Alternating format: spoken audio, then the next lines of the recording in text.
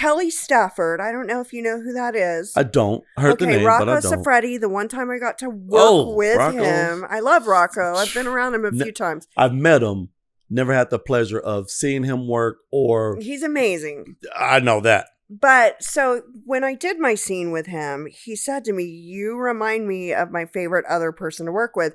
And over the years, knowing him, because I've co-hosted a show with him in Slovenia and done like live on stage. He wasn't doing the live at that point. But like, come to find out, it's this wonderful, beautiful MILF, Kelly Stafford, who's British. Right. And so she and I had a little personal talk. That's probably why I don't know her, because she was like, when I come into a scene and and she took a break too, when I come in, it's like, I can't fake who I am. I've had scenes, she's saying to me, where I walked in and it wasn't working that day. And so it didn't work. And we all know that really happens. But what I was getting from her was how he correlated the two of us as similar was this thing that I'm talking about. Right. Where it's like, and it's not like I'm the best person in the world or anything, but it's hard for me to be disingenuous. It's hard for me to be calculated when it comes to things that incite passion in me. Right. You know? And I was very curious and I wanted to fulfill all these fantasies. And I was like, I'm already here, so why not do it? Because everyone's tested. It's safe. Exactly. You know, I'm not going to, I'll tell you one thing about me that's always been true. I'm not going to go do what I've done in these crazy German bukkake scenes. Oh, dang. In a I was bar. Trying to, Right. You know, that was why I was like, let's take it all the way. Exactly. You know, because I knew I'd be safe. Right. And that was what made you, again, legendary, because we've had all of these MILFs that were just, I don't want to say going through the motions, but we knew what they were going to do. You may get like an scene or something, but you checked off all of the boxes. Beautiful, smart, a throat goat. We'll get there. A goat. Take it in the eye contact. You were a great actress. You checked off all of the boxes. Oh, and as a MILF that came in, you kicked that door down. And anybody that is kind of fucked up, I'll say, in a way, because so many girls had to go to the MILF category earlier than expected to try to keep up with a person like yourself. You don't give yourself credit, but I'll let you know. We didn't see that from a MILF before you. Who? And that makes sense to me now, looking back and there was some, but they weren't like, yeah. No, hell no. Maybe like Alana Evans. Is that her name? Am I saying it right? Alana Evans. Alana Evans. She's hardcore. But she didn't come through sweetheart. Like you, because like you were with Brazzers right off the back. Like, who does that as a MILF that just... Blame Kieran Lee. Crazy. I can't blame him. I thank him. Thanks, Kieran. I mean, an awkward, funny, skinny looking little thing too. But you know, but he's smart and he's seen something in you. And it's just, man. So you may not think that you're a legend or what you did was legendary, but I'm here to correct you and say, yes, the fuck it was. I hear it from time to time, and it's nice to know. I trust me, I don't wake up in the morning looking like this or feeling like it's just of course, and that's life. So after going through all of this, was the business what you thought it was going to be? No. Being in the adult industry? No, but like I was saying, I don't think I thought the whole thing through anyways. Right. That's just me being honest. Like, I did not think it all the way through. Right. I just, I wasn't really, like, I didn't think about the fact that the internet's forever. I didn't think about the fact that, like, look, I'm in a position to where I can I'm not a bazillionaire or anything, but I can make my own path in life. Right. But I would be kind of fucked at this point if I was like, I got to go get a regular job because maybe. No, the way things are with hiring or even buying a car or anything, you're right. It's a fucking nightmare. You was different. Once you're in, you are stuck. You gotta make yourself into something. You gotta utilize and make yourself into something or stay. I can say this: you were smart enough to have a real job or normal job. And then they would have probably Googled you, be like, "Hey, man, did you see? I'm not down for it. Did you see what? I don't did like you see it. what she was? I don't like it. See what she did? Yeah, I don't know. I get it. I don't even like. It's okay. I've had people approach me when I lived in Miami that were very respectful, right? But I'm not really fond of people. I want to be the other person when I'm done with work. And that was part of what kind of screwed me in the industry. Plus, I needed to get sober.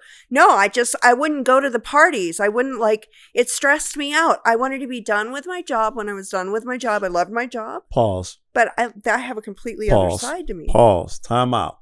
I said pause. I'm holding up a T. Beep. Time out. That made you more desired. Because that gentleman, Chris Streams that you said, who was also the person that brought me into this industry, he said, hey, if the bosses aren't at the party, you're not at the party. You get what I'm saying? Yeah. And this was something that you didn't know. It's not, when you were attending all the parties, it didn't get you more work, so to speak. When people were able to, let me see your hand. Mm-hmm. When people were able to do this, it was like, oh. But when people were able to, I wouldn't know. It made you more desirable because it's like, oh, I would have thought she was going to be at the party. Yeah. So is she still around? And that also played a key into your career because you weren't everywhere. You came in, smashed the fucking scene, squirt on all your shit, get your paycheck. I gotta go home, and you're man. out. I would have to have been doing all kinds of drugs to keep on going after that. I'm telling you, just squirting alone is so physically hard on the body. Right. When you're doing it at that level. There were girls that would come in, they'd be like, I'm going to do 3 scenes today. I'd be like, you are, correct me if I'm wrong, once again, a natural.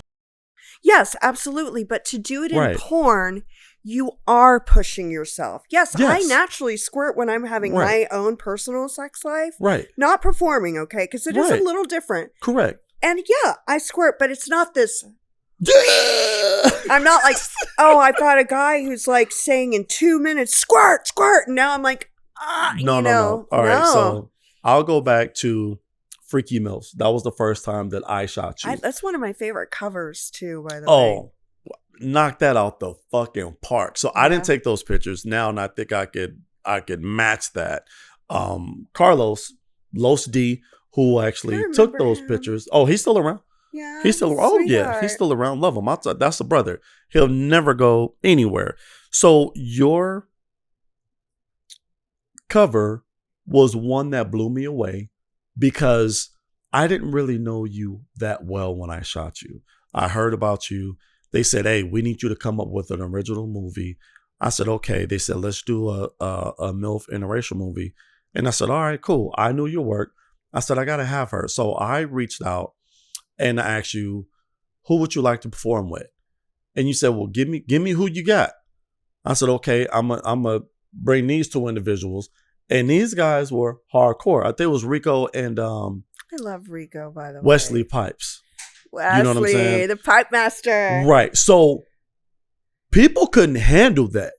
And I'm like, is it going to be too much? They were playing the video games. Yes. And I had the red hair and I came in all obnoxious and finally got manipulated my way into a DP. Correct. So. Of course. The crazy, like I said, I didn't have Chris Stream shoot you and I met you. Mick Blue shoot you and I met you. Bart, Pat Mine shoot you and I met you. I love them. I love all those guys that you right. So, and that's my branch that I come from. I didn't have no idea.